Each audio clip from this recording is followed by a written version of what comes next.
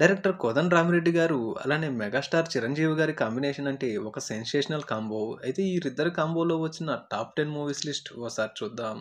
మొదటగా చెప్పుకోవాల్సింది మెగాస్టార్ చిరంజీవి గారికి స్టార్‌డమ్‌ని తెచ్చిపెట్టిన మూవీ అంటే అది 'ఖైదీ' మూవీ అనటంలో అతిశయోక్తి లేదు. 'ఖైదీ' మూవీ వీరిద్దరి కాంబోలో వచ్చి సెన్సేషనల్ హిట్‌గా నిలిచింది. మరో మూవీ 'అభిలాష' న్యాయ చరిత్రలో మార్పుల కోసం పోరాడే వ్యక్తిగా చిరంజీవి గారిని అద్భుతంగా చూపించి సూపర్ హిట్‌ను అందుకున్న మూవీ. అలానే 'విజేత' ఈ మూవీ గూడా సూపర్ హిట్‌గా నిలిచింది. 'గూండా' ఈ మూవీ గూడా మంచి విజయాన్ని అందుకుంది. అలానే మరో టాప్ మూవీ 'పసివాడి ప్రాణం' ఈ మూవీ ఇండస్ట్రీ హిట్‌గా నిలిచింది. ఇక 'త్రినేత్రుడు' మూవీ కూడా మంచి విజయాన్ని సాధిచ్చింది. అలానే కోదండ రామిరెడ్డి గారు మెగాస్టార్ చిరు కాంబోలో వచ్చిన మరో ఇండస్ట్రీ హిట్ మూవీ 'అత్తకు యముడు అమ్మాయికి మొగుడు'.